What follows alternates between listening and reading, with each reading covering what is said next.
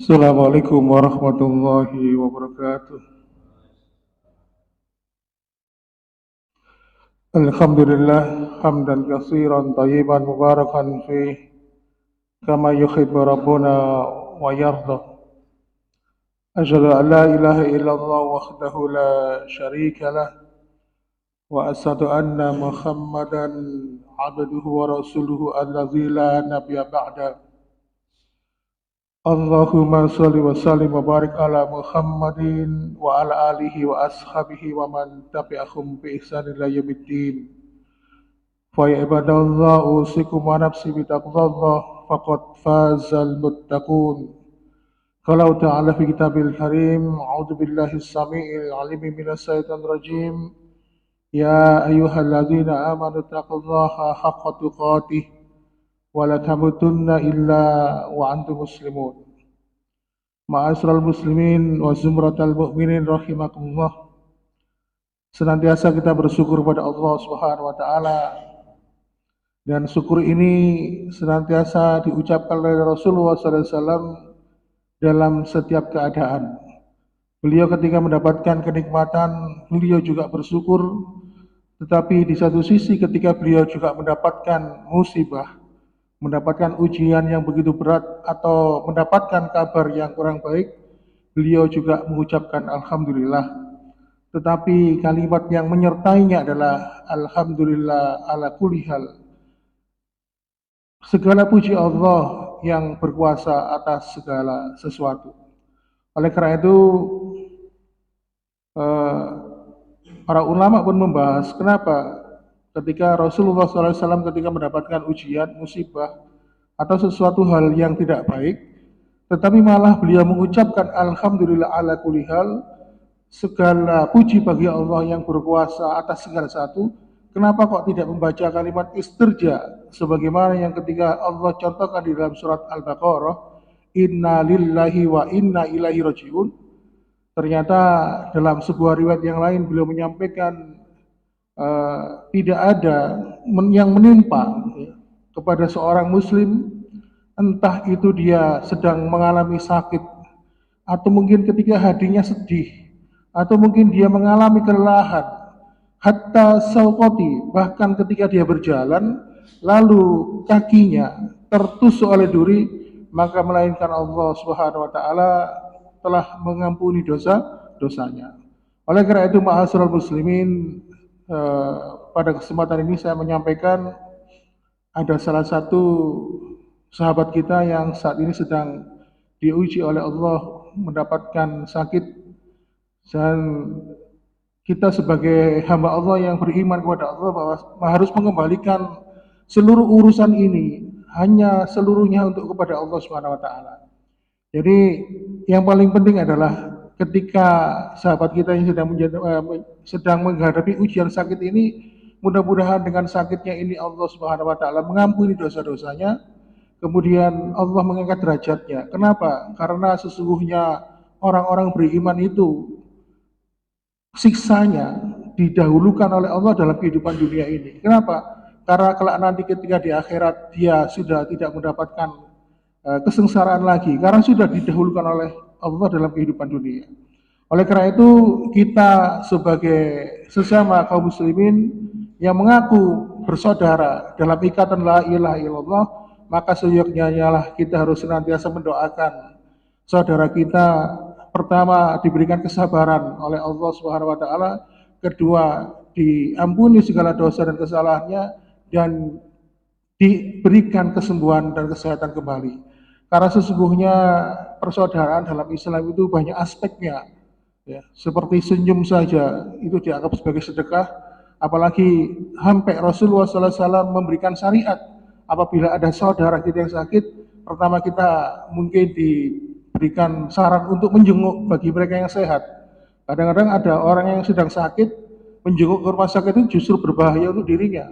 Maka kalau misalnya dia merasa sehat, jenguklah, tetapi yang paling penting adalah perhatian diri kita, ya, dari sikap kita adalah senantiasa memberikan doa yang terbaik untuk saudara kita, dan juga untuk keluarganya mudah-mudahan diberikan kesabaran dan kekuatan. Dan saya pernah mengikuti sebuah kajian dari seorang ustadz bahwa ini namanya takdir mubrom. Takdir mubrom itu siapapun pasti akan mengalami karena ini termasuk siklus kehidupan. Jadi mungkin di antara keluarga kita ada yang dulu pernah sakit, ya, terus kemudian kita ini ikut juga merasakan sakit walaupun kita ini fisik kita sehat. Mungkin pikiran kita ikut terganggu, ikut stres, ikut kepikiran dan sebagainya. Maka itu adalah siklus kehidupan. Pasti semua orang pasti akan mengalami. Oleh karena itu, ma'asyiral muslimin wa sumratal mu'minin rahimakumullah, maka sebaik-baik urusan kembalikanlah semuanya hanya kepada Allah Subhanahu wa taala, dan semua urusan yang dikembalikan kepada Allah pasti mengandung kebaikan dan hikmah yang mendalam. Ma'asyiral muslimin wa sumratal mu'minin rahimakumullah, pada kesempatan pada pagi hari ini, kuliah subuh tanggal 21 Januari 2023, sesuai dengan apa yang disampaikan oleh panitia kemarin, bahwasannya judul kita pada pagi hari ini adalah ada surga di dunia. Jadi ternyata di dunia ini ada surga. Dan barang siapa yang ketika hidup di dunia, dia tidak mendapatkan surga atau tidak bisa merasakan surga itu di dunia, maka dia termasuk orang-orang yang rugi. Jadi perkataan ini disampaikan oleh Imam Ibnu Taimiyah, Syekhul Islam, ya, guru atau pengajar agama Islam. Ketika beliau menyampaikan barang siapa yang di dunia dia tidak merasakan surga di dunia, maka dia ada termasuk orang yang rugi. Tentunya perkataan beliau ini didasarkan merangkum dari seluruh rangkaian dan hadis Rasulullah SAW. Oleh karena itu, ma'asyiral muslimin, karena Ibnu Taimiyah mengatakan kalau di dunia ini ada surga, lalu kita ini tidak merasakan ada surga di dalam kehidupan kita, maka bisa jadi itu disebabkan karena kebodohan kita. Oleh karena itu, Imam Ibnu Qayyim ini punya seorang murid, di mana murid beliau ini akhirnya menjadi seorang ulama besar yang bernama Imam Ibnu Qayyim. Imam Ibnu Qayyim ini menyampaikan perkataan gurunya, apakah yang dimaksud dengan surga dunia itu? Maka Imam Ibnu Qayyim pun menyampaikan bahwasannya surga dunia itu adalah ketika kita dalam kehidupan dunia ini mampu mentaati perintah-perintah Allah Subhanahu wa taala. Kemudian mampu merasakan kenikmatan dalam beribadah.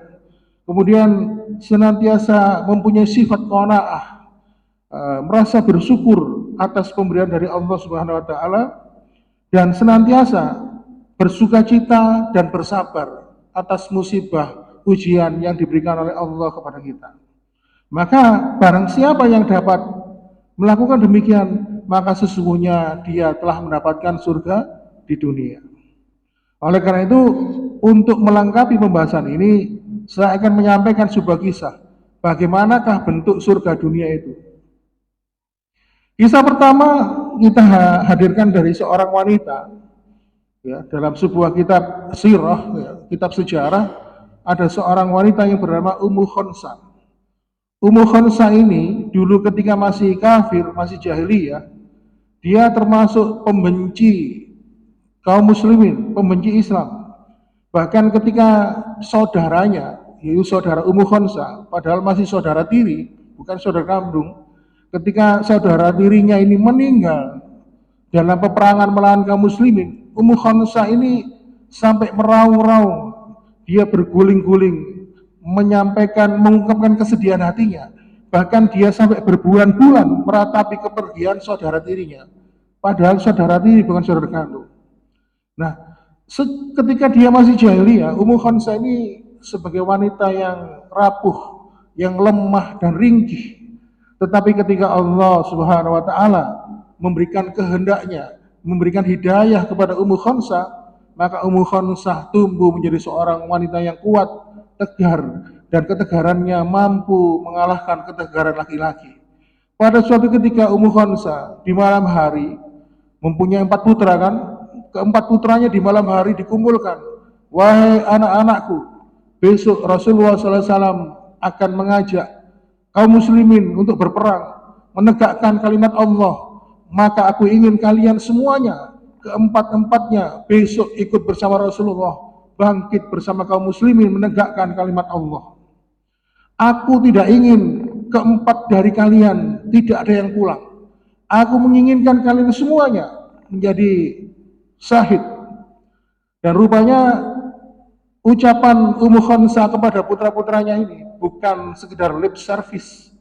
Makanya ketika keesokan harinya, ketika akan berangkat perang, Ummu Khansa menegaskan kembali, wahai anak-anakku, aku tidak ingin di antara kalian semuanya tidak ada yang pulang. Semuanya harus mati dalam keadaan syahid di hadapan Allah. Lalu kemudian ketika siang hari Rasulullah SAW mengutus salah satu utusannya kepada Ummu Khansa mengabarkan seluruh putra-putranya yang ikut berjuang di hadapan bersama Rasulullah, mereka meninggal dalam keadaan syahid. Lalu kemudian ketika Ummu Khansa mendengar ini, dia sedikit tersenyum di wajahnya, lalu kemudian menangis dan mengucapkan syukur kepada Allah Subhanahu wa taala. Kenapa? Karena Rasulullah SAW pernah menyampaikan, barang siapa di antara anggota keluarganya ada yang meninggal karena syahid, maka keluarga yang meninggal tadi itu bisa memberikan syafaat untuk 70 anggota keluarganya. Makanya Ummu Khansa kepingin anaknya semua empat-empatnya itu masih syahid di jalan Allah.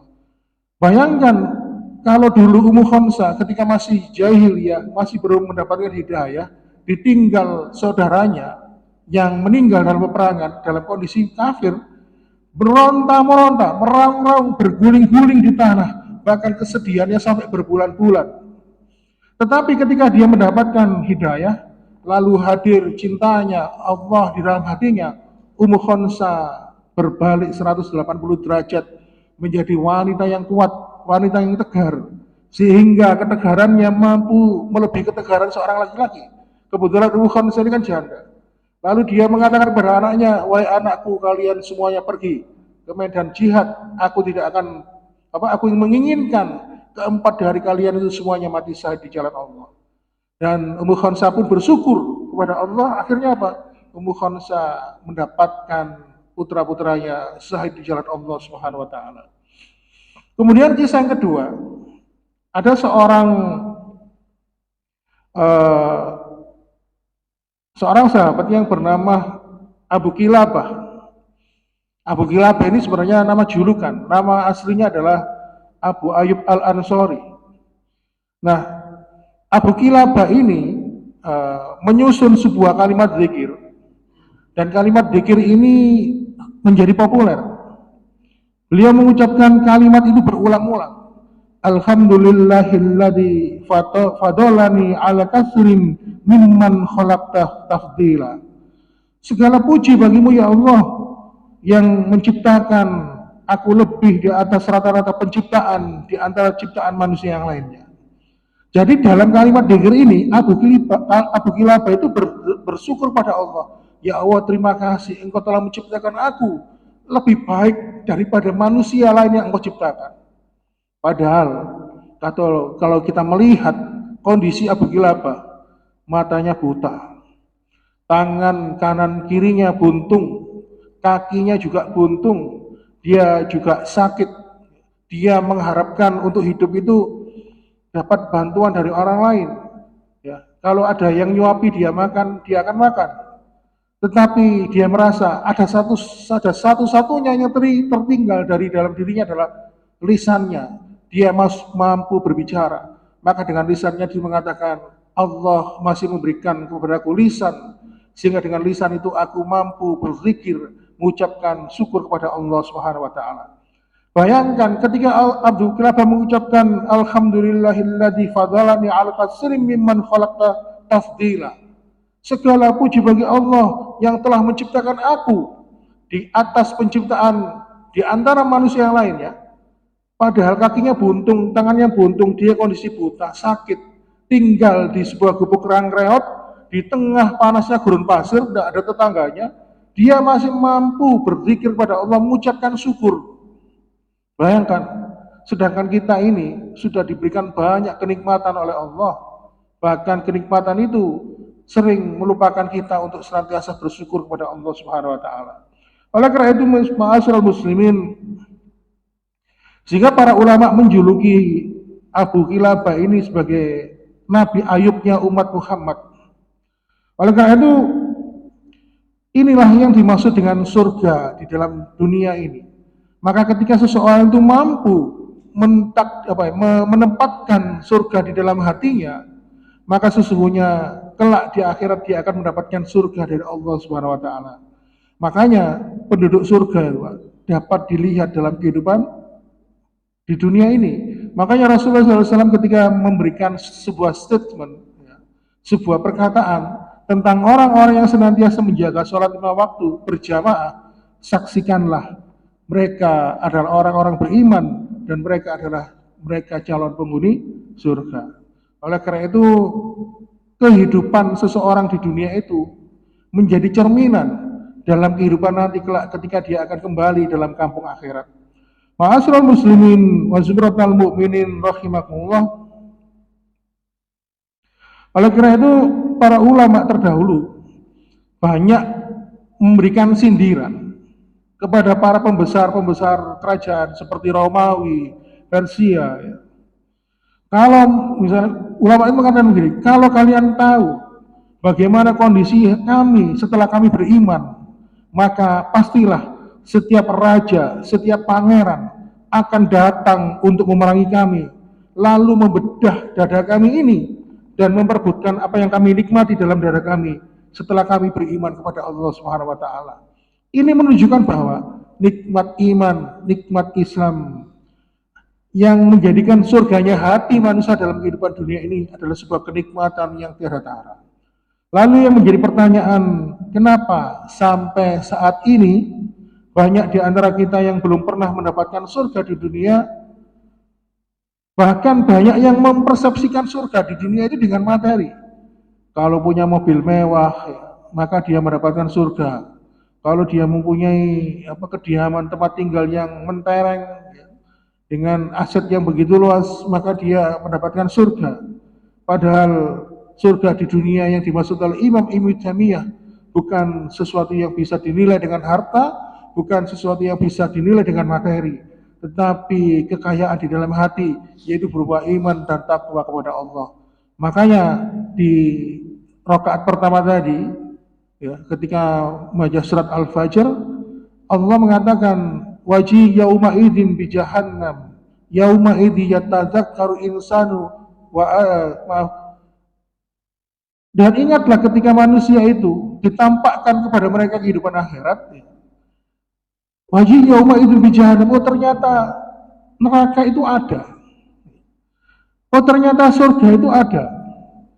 Ya, lalu mengatakan yaqulu ya litani qaddamtu li hayati, lalu mereka pun mengatakan oh seandainya dalam keadaan kehidupan dunia kami ini taat dan patuh kepada Allah Subhanahu wa taala. Nah, taat dan patuh inilah iman kita ini, yaitu yang menjadikan kita ini mendapatkan surga di dunia. Oleh karena itu Allah Subhanahu wa taala itu tidak pernah memberikan ketenangan hati kepada orang-orang kafir, kepada orang-orang munafik, dan kepada orang-orang musyrik. Kenapa? Karena sesungguhnya surga yang ada di dunia itu adalah cerminan iman dan takwa seorang hamba kepada Allah Subhanahu wa taala. Oleh karena itu, dalam keadaan dunia ini, Allah memberikan dunia kepada orang-orang yang berpaling kepadanya. Makanya Rasulullah SAW dalam riwayat Imam Tirmidzi menyampaikan, Inna dunya mal'unatun mal'unun ma fiha. Sesungguhnya Allah melaknat dunia dan segala isi yang ada dalam dunia itu, illa dzikrullah, kecuali orang-orang yang senantiasa ingat kepada Allah, wa mawalah, yaitu orang-orang yang senantiasa beribadah kepada Allah, wa aliman, yaitu orang-orang yang senantiasa belajar ilmu agama, wa muta'aliman, dan orang-orang yang senantiasa mengajarkan ilmu agama. Makanya orang yang mendapatkan surga dunia itu keempat golongan ini, Pak.